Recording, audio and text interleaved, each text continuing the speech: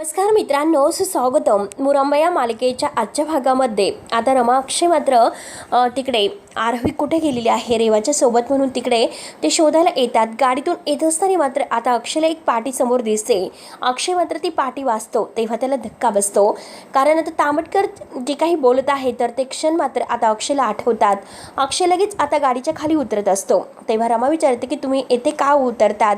आपल्याला तर तिकडे ॲडव्हेंचर पार्कला जाणार आहोत, मग इथे का उतरतात बरं? त्यावरती अक्षय म्हणतो की हे बघ रमा, मी तुला खाली उतरल्यानंतर सगळं काही सांगतो. तेव्हा आता रमा आणि अक्षय खाली उतरतात. अक्षय इकडे तिकडे बघत असतो तेव्हा रमा समोर जे काही कोल्ड स्टोरेज हे नाव असते. रमा पुन्हा विचारते की आपण इथे का थांबलो? तेव्हा अक्षय थोडासा रागवून म्हणतो की तुला कळेल सगळं, इथे कदाचित मात्र काहीतरी ठोस सापडू शकतं, कारण इथे. त्यावरती आता रमा ही ओरडते. रमा म्हणते की काय इथे थांबलोत आणि काय इथे सापडेल? आरोही मात्र ॲडव्हेंचर पार्कच्या तिकडे आहे आणि त्याच वेळेस समोरून तांबटकर आणि आता ती चंदा आहे तर ते हातामध्ये पिस्तूल वगैरे घेऊन तेथे येत असताना मात्र आता अक्षय बघतो. आता त्यांना बघून मात्र आता खूप मोठा धक्का मात्र त्यांना बसतो. तांबटकरच्या हातामध्ये पिस्तूल असतो आणि आता ही चंदा आहे तर तिच्या हातामध्ये सुद्धा पिस्तूल असतो. तेव्हा मात्र अक्षय रमाकडे बोट दाखवतो आणि म्हणतो की बघ रमा, तांबटकर. रमा जेव्हा बघते तर तिला धक्काच बसतो आणि आता तांबटकर मात्र आता रमा अक्षयच्या जवळच येतो. अक्षय जोरात तांबटकर असे ओरडतो तेव्हा तांबटकर रमा आणि अक्षयकडे पाहतो. त्याच्या हातामध्ये पिस्तूल असतो. रमा तर खूपच घाबरते. तेव्हा आता अक्षय विचारतो की तुम्ही ह्या निर्जन ठिकाणी मात्र हातामध्ये काय आहे हे आणि बंदूक घेऊन का आलात? की तुमचं काय सुरू आहे? आमची मुलगी कुठे आहे? तेव्हा आता तांबटकर म्हणतो की हे बघा, तुला वाटतं तसं काही नाही. त्यावरती अक्षय ऐकायला तयार नसतो. अक्षय म्हणतो की हे बघ, मला सगळं काही माहिती आहे. मला तुमचा आणि तुझ्या त्या डार्लिंगचा काहीतरी प्लॅन असेल. आमची मुलगी कुठे आहे आणि प्लीज आरोही कुठे आहे ते सांगा. तेव्हा मात्र आता तांबटकर म्हणतो की अरे, मला त्यातील काहीच माहिती नाही, उलट मी त्यांना शोधतोय. तर अक्षय विचारतो की मग आता ही गन तुमच्या हातात का आहे? तेव्हा आता तांबटकर म्हणतो की हे बघ, अरे बाबा, ही जागा सेफ नाही. जंगली प्राण्यांची अगदी इथे भीती आहे. प्रोटेक्शन साठी मात्र आता ही गन मी हातात घेतलेली आहे सोबत. त्याचं लायसन्स सुद्धा माझ्याकडे आहे. त्यावरती आता अक्षय हसतो आणि म्हणतो की हो हो हो, जे तुम्ही आता ऑफिशियली आम्हाला मारू शकतात तर. तेव्हा अक्षय खूप रागाने रमाला म्हणतो की हे बघ, या माणसाकडे मात्र प्रत्येक अगदी जे काही प्रश्नाचं उत्तर आहे तर ते अगदी असतंच. तेव्हा आता तो डायरेक्ट विचारतो की आरोही कुठे आहे? त्यावरती तांबटकर म्हणतो की हे बघ, तुझा संशय आहे तो तुझ्याकडेच ठेव. मला त्या दोघींना शोधायचं आहे आणि मी तुझ्याबरोबर वेळ वाया घालू शकत नाही, म्हणून तो चंदाला चल असं म्हणतो. तेव्हा अक्षय जोरात ओरडतो, मी संशय घेणार म्हणजे घेणारच, कारण तुमच्या डार्लिंगने आमच्या मुलीची जबाबदारी घेतलेली होती. माझी आरोही कुठे आहे असं तो जोरात ओरडतो. तेव्हा आता तांबटकर म्हणतो की अरे, कशाला ओरडतो? तेव्हा लगेच आता रमा ही जोरात किंचाळते, थांबा, आणि काय चाललं आहे तुमचं जास्त महत्त्वाचं आहे का आता ह्या सध्याला? मात्र आरोही आणि रेवा सापडणं खूप गरजेचं आहे, ते महत्त्वाचं आहे. हे बघा, मी तुमच्या पाया पडते. रमा आता त्यांच्यासमोर हात जोडते की त्या दोघी कुठे आहे हे तुम्हाला जर माहिती असेल तर प्लीज मला सांगा. त्यावरती तांबटकर म्हणतो की रमा प्लीज, मला खरंच काही माहिती नाही, कारण मला रेवाची गाडी दिसली म्हणून मी येथे थांबलो. इथपर्यंत मात्र आम्ही शोधत शोधत येथे आलो. मला खरंच माहिती नाही की त्यांचा फोन सुद्धा लागत नाही. तेव्हा आता फोन लागत नाही हे म्हटल्यानंतर आता अक्षय आणि रमा यांना धक्का बसतो, कारण तांबटकर खरं बोलत आहे हे मात्र आता यांच्या लक्षात येते. तेव्हा आता तांबटकर पुढे म्हणतो की मी पार त्या डोंगरापर्यंत बघून आलो पण तेथे सुद्धा कोणी नाही. त्यावरती अक्षय म्हणतो की रेवाची गाडी कुठे दिसली? तेव्हा आता तांबटकर म्हणतो की ह्या बाजूला आहे, चला मी तुम्हाला दाखवी. तेव्हा मात्र आता लगेच रमा ही त्यांच्यासोबत जायला निघते रेवाची गाडी कुठे आहे ते. परंतु अक्षय मात्र रमाचा हात धरतो आणि तिला ओढतो. रमा म्हणते की आहोत चला ना. तर आता अक्षय म्हणतो की हे बघ रमा, मला यांचं काही खरं नाही वाटत, काहीतरी आता यांचा प्लॅन वाटतो. पण अक्षय आता म्हणतो की चल जाऊयात. दोघंही जायला निघतात. त्यानंतर आता इकडे अभि मात्र खूप टेन्शन मध्ये येतो की रेवाचा फोन का लागत नसेल, कायम फोन स्विच ऑफ का येत असेल, आणि रेवा हे बघ, काहीतरी चुकीचं करू नको प्लीज, म्हणून ते देवाला हात जोडतो. आणि तेवढ्यात अभिच्या मोबाईलवर रेवाचा एक मेसेज येतोय, आज मात्र सगळ्यांना सत्य समजेल, कारण आता आज हा विश्वासाचा आणि अविश्वासाचा खेळ आहे तर तो कायमचा संपेल. तुला मात्र माझ्यासाठी तुझ्या घरच्यांशी भांडायला कधीही आता इथून पुढे नाही जमणार, कारण भांडावं लागणारच नाही. तेव्हा आता अभिषेक हा मेसेज ऐकल्यानंतर म्हणजे वाचल्यानंतर त्याला धक्का बसतो. तो घाईने लगेच आता फोन करण्याचा प्रयत्न करतो आणि परत मात्र आता फोन स्विच स्विच ऑफ येत असतो। आता अभिला खूपच राग येतो। अभि पूर्णपणे आता टेन्शनमध्ये येतो की आत्ता मेसेज पडला आणि लगेच फोन स्विच ऑफ कसा येत असेल आणि हा मेसेज तर 3 तासापूर्वी पाठवलेला आहे आणि तुम्हाला आत्ता पडला। सगळ्यांना मात्र सत्य कळणार आहे म्हणजे नक्की काय, रेवा नक्की काय करणार आहे असा प्रश्न अभिला पडतो आणि आता मात्र ही आणखीन काहीतरी आरोही बरोबर करणार आहे की काय। आणि अक्षय मला आता पुन्हा पुन्हा ते सांगत होता, ओरडू सांगत होता की रेवावर विश्वास ठेवू नको म्हणून, आणि शेवटी मी काय केलं, मी अक्षयचं ऐकलं नाही आणि त्या रेवावर विश्वास ठेवला म्हणून अभि आता डोक्याला हात लावून घेतो आणि रडत असतो। परंतु आता पुन्हा एकदा मी तेच केलं की माझ्या भावापेक्षा मात्र ह्या बाईला जास्त महत्त्व दिलं म्हणून अभिला स्वतःची खूप चीड येते। कसं मी परत चुकलो तेच मला नाही कळलं म्हणून अभि आता खूप रडत असतो। त्याला खूप पश्चाताप होत असतो आणि तेवढ्यात आनंद आणि मयुरी घरी येतात। तेव्हा मयुरी म्हणते की आम्ही आरोहीला सगळीकडे शोधले परंतु काहीच तपास नाही लागलेला। अगदी शाळा, गार्डन, आसपासचे सगळे काही रस्ते, आसपास सगळीकडे बघितलं, जो काही रस्ता भिडेल त्याला तिथे विचारलं पण कोणीही आरोहीला नाही बघितलं। त्यावरती आनंद म्हणतो की हो, प्रत्येक गल्ली बोळात, मार्केटमध्ये सगळीकडे काही जाऊन आम्ही त्या आरोहीला आणि रेवाला शोधलं। सीसीटीव्ही फुटेज सुद्धा तिकडचे सर्व काही चेक केले पण काही हाताला नाही लागले। तेव्हा आता अभिला आणखीन टेन्शन येते आणि तो डोक्याला हात लावून बसतो। तर मयुरी म्हणते की अभि, होईल सगळं नीट, तू काळजी करू नकोस। तेव्हा अभय रडत असतो तर आनंद त्याला समजावतो की अभ्या, अरे काय झालं, तू इतका खचून का गेलास, असं खचून काय होणार आहेस बरं, त्यामुळे प्लीज तू स्वतःला सावर बरं। आणि हे बघ, रमा अक्षय शोधायला गेलेले आहेत, ते नक्की मात्र तिला घरी घेऊन येतील, तू काही काळजी करू नकोस आणि प्लीज स्वतःला सावर। त्यानंतर आता इकडे तांबटकर हा रमा आणि अक्षयला जेथे रेवाची गाडी आहे तर तेथे घेऊन येतो।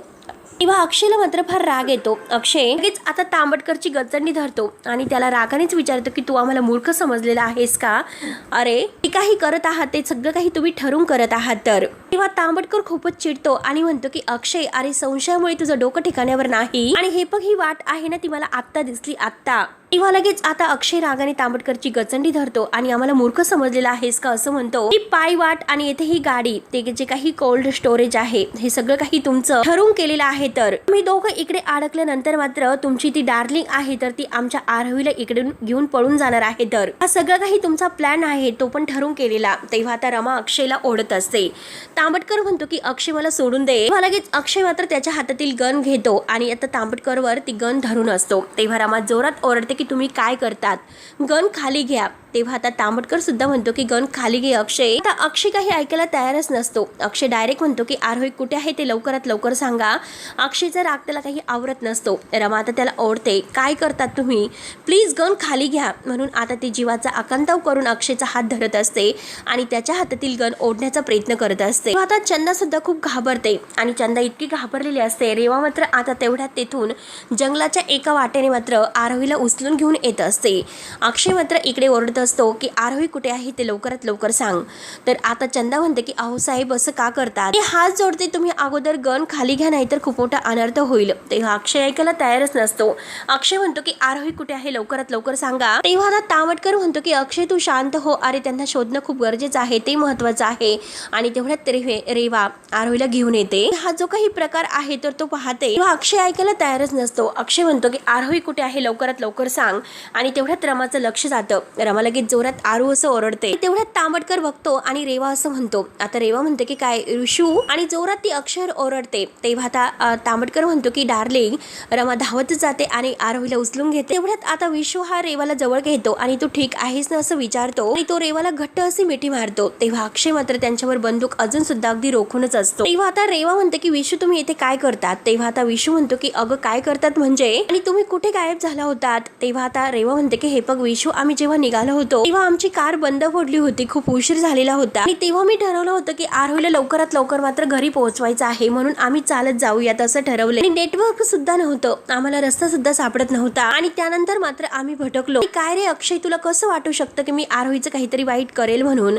अक्षयला खूपच राग आलेला असतो, तो रागानेच मात्र बंदूक रोखूनच असतो। आता अक्षय म्हणतो की हे बघ अगं, वाटलं कसं, मला पूर्ण खात्री आहे की तुझा जो हेतू आहे तो वाईटच आहे। हे बघ, जेव्हा तांबटकर माझ्या ताब्यामध्ये सापडला, त्यामुळे तू लगेच आता लपून बसलेली होती आणि तू बाहेर निघाली. तेव्हा आता रेवा म्हणते की मान्य आहे, आरोही तुमची मुलगी आहे, तुमचा जीव आहे आणि हे सुद्धा मला माहिती आहे की पालकांना मात्र त्यांचं मूल त्यांच्यापासून दूर गेल्यानंतर किती दुःख होतं. दुःख सगळं काही मी सहन केलेलं आहे आणि हे बघ अरे अक्षय, मी सुद्धा एक आई होते आणि नियतीने मात्र ते सुख माझ्याकडून हिरावून घेतलं. रडतच रेवा आता हे सर्व सांगत असते. मला वाटत होतं की त्याच वेळेस माझा जीव जावा म्हणून, परंतु ती माया अजूनपर्यंत माझ्यामध्ये जिवंत आहे. रमा आता रडतच मात्र आपल्या आरोहीला जवळ घेऊन या रेवाचं बोलणं ऐकत असते आणि खूप रडत असते. जेव्हा मी तुमच्या आरोहीला बघते तर तेव्हा मला माझ्या मुलीची आठवण येते. काही मला आठवतं कारण मी माझ्या आरोहीला माझ्या मुलीसारखं बघते.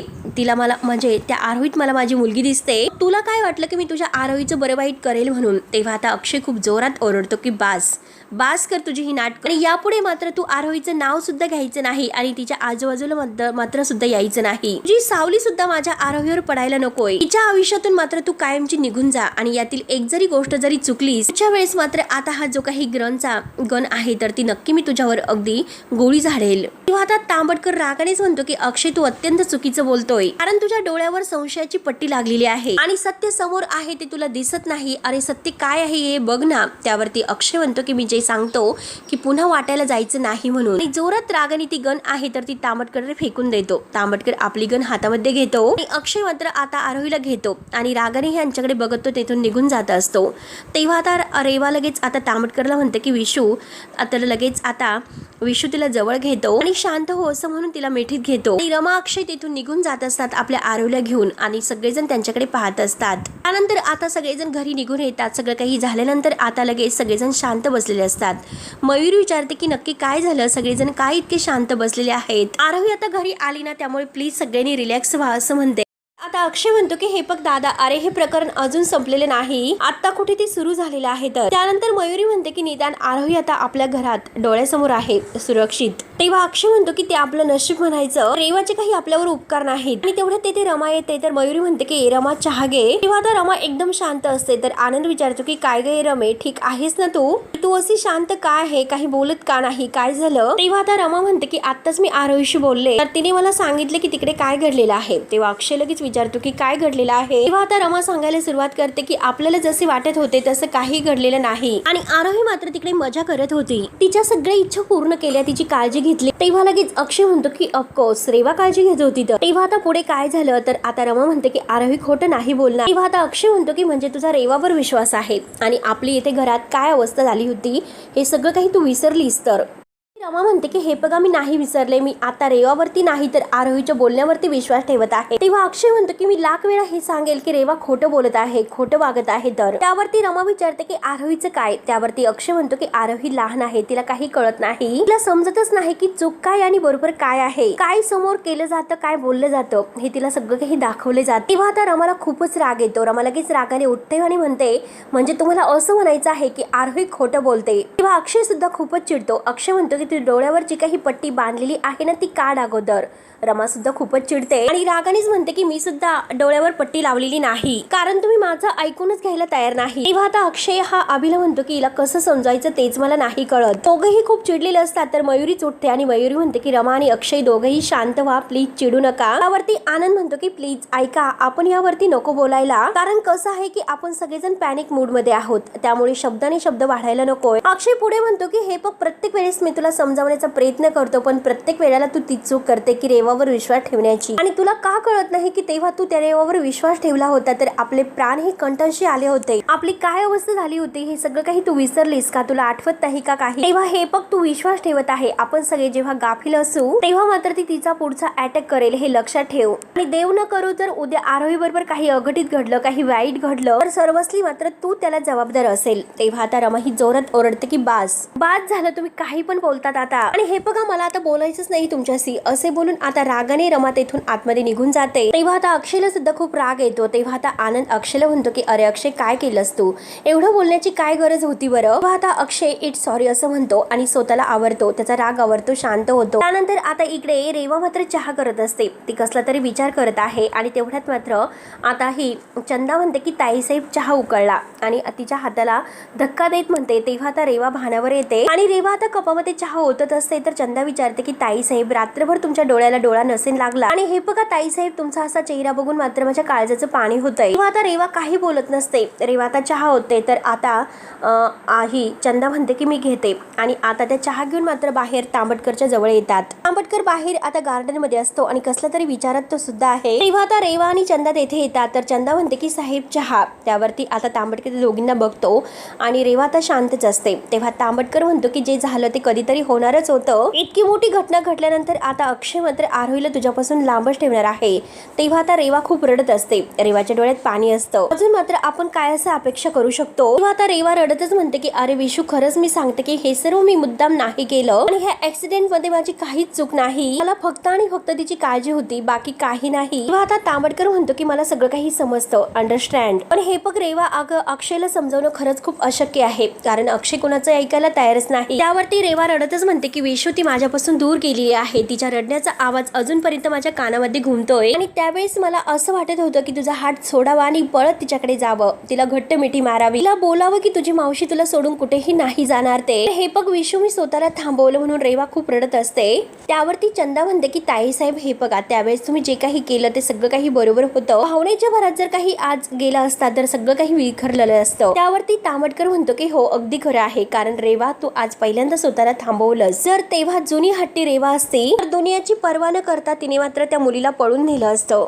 पण हे बघ रेवा तू संयम दाखवलास आणि हे बघ रेवा तू बदलली आहेस. त्यावरती आता रडतच रेवा म्हणते की नाही विशू मी त्यांना शब्द दिलेला आहे आणि त्यांना वचन दिलेलं आहे ते मला पाळावं लागणारच आहे आणि ते सगळं काही मी पाळणार. त्यावरती आता विशू म्हणतो की वचन पाळणं हे खूप कठीण असतं विशेषतः म्हणजे तुमचं काळीज हे पलीकडच्या बाजूला अडकलेलं असतं. त्यावरती रेवा म्हणते की विशू पण अरे मी तिच्या सावलीच्या सुद्धा आजूबाजूला नाही थांबू शकणार. मा आणि अक्षयच्या सुखामध्ये मी मात्र अडथळा नाही बनणार. त्यांच्या सुखासाठी मात्र मी वाटेल ते करायला तयार आहे, काही सुद्धा करेल. तेव्हा आता तांबटकर म्हणतो की हो मला मान्य आहे रेवा मला कळतं तुझ्या सुखाचं काय. पण त्यानंतर आता इकडे रमा मात्र रुसलेली असते कारण अक्षय तिच्यावर ओरडलेला आहे. ती रागातच उभी असते तर अक्षय त्यांच्या फोटोची जी काही आता फ्रेम आहे तर ती घेऊन येतोय. हातामध्ये छान असा गजरा आणलेला असतो. तेव्हा मात्र आता तो तिच्या मागून येतो. रमा मात्र बघून न बघितल्यासारखं करते.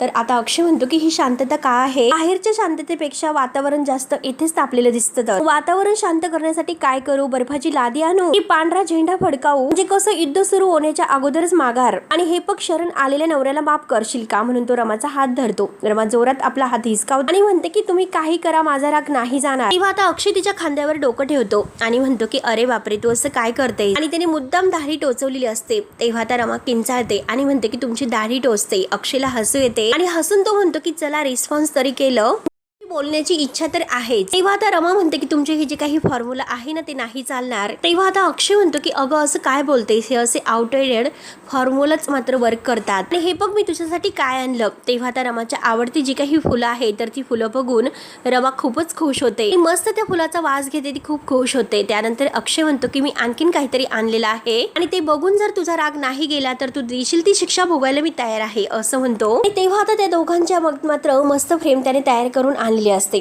अक्षय म्हणतो की आपल्या दोघांच्या प्रेमाची नवीन फ्रेम रमा बघून खूपच खुश होते आणि अक्षयकडे बघत असते. दोघे एकमेकांकडे पाहत असतात आणि ती फ्रेम बघून आता रमा खूपच खुश होते आणि म्हणते की किती सुंदर आहे आणि आपल्या नात्याला मात्र कुणाचीही दृष्ट लागायला नको असं म्हणते. आणि आता डोळ्यातील काजळ काढते आणि त्या फोटो फ्रेमच्या मधील आता अक्षयच्या गालाला लावते. तेव्हा आता अक्षय म्हणतो की आता दृष्ट लागेल तर एकीचीच लागेल, त्या रेवाची. तेव्हा आता रमा मात्र तो फोटो ते अगदी समोर टेबलवर ठेवते आणि म्हणते की हे बघा तुम्ही तिचा विचार आहे तर मनातून प्लीज काढून टाका. आपण आपल्या मुलीसाठी मात्र तिच्या निरागसतेवर विश्वास ठेवूयात. आरोहीला रेवाचा किती लळा लागलेला आहे ते तुम्ही बघतात ना. तेव्हा आता अक्षय म्हणतो की हे बघ रमा मला पुन्हा त्या विषयावर वाद नाही घालायचा, कारण कसं आहे की बायको ही पुन्हा नाराज होणार आणि तिची समजूत काढण्यासाठी मला पुन्हा हे सर्व करावं लागेल, त्यापेक्षा हे सर्व नकोय. तेव्हा आता रमा म्हणते की हो मला सुद्धा वाद नकोय, फक्त तुम्हाला एवढंच सांगत आहे की रेवा खूप आरोहीकडे वेगळ्या नजरेने बघत आहे, स्वतःची मुलगी असल्यासारखं सांभाळत आहे आणि तुम्ही म्हणतात की तिची दृष्ट लागेल. हे बघा तसं नाही, तिने आई म्हणून जे काही सहन केलेलं आहे त्यामुळे ती असं खोटं नाही वागू शकणार. त्यामुळे तिच्या ममतेवर आपल्याला खरंच अविश्वास दाखवायला नकोय, तिच्यावर विश्वास ठेवायला हवा आणि माझी पूर्ण खात्री आहे की ती बदलली आहे, ती आपल्याला कधीही त्रास नाही देणार. त्यावरती आता अक्षय म्हणतो की आपण सुद्धा काही सहन नाही केलं आतापर्यंत, कारण विश्वास, सत्य आणि आशा तीनही इतक्या भिन्न असे गोष्टी आहेत, त्यामुळे ह्या तीनही टोकं कधी एकत्र नाही होऊ शकत. त्यावरती आता रमा म्हणते की हे बघा माझा विश्वास आहे आणि अक्षयच्या हातामध्ये धरते आणि माझी हीच आशा मात्र उद्या सत्य ठरेल। त्याच वेळेस ते समोर ठेवलेला फोटो आहे तर तो फोटो खाली पडतो आणि तो फोटो फुटला जातो। एक भयानक संकेत मात्र आता त्यांना आणखीन एक दिला जातो रेवाच्या बद्दल। तो फुटल्या क्षणी मात्र अक्षय आणि रमाला खूप मोठा धक्का बसतोय। तेव्हा आता अक्षय खाली बसतो आणि रमा सुद्धा खाली बसते आणि आता अक्षय हसतो आणि इट्स ओके असं म्हणतो। रमा मात्र खूप अशी धक्क्यानेच बघत असते आणि तेवढ्यात आता अक्षय ती काच उचलायला जातो। तेवढ्यात ती काच त्याच्या बोटामध्ये घुसते आणि जोरात तो आई ग असं किंचाळतो। रमा ही हळूच असं म्हणते आणि म्हणते की बघा किती लागलेला आहे तुम्हाला, कशाला तुम्ही हात लावायचं बरं त्याला। तेव्हा आता अक्षय म्हणतो की हे बघ अगं, तुझी जर मला साथ असेल तर मी आता ह्या काचांचा समुद्र जरी असेल तरी सुद्धा पार करून जाईल, त्यामुळे तू काही टेन्शन घेऊ नकोस। तर रमा आता अक्षयकडे पाहत असते। आता मात्र हा भाग येथे संपतो। पुढील भागामध्ये आता अक्षय हा रमाला म्हणतो की हे बघ रेवा कशी वाईट आहे हे आपण त्या बाईला समजायला जायचं नाही, आपल्याला फक्त एक आई वडील म्हणून आता आरोहीला हेच सांगायचं आहे की तिच्यापासून लांब राहा म्हणून।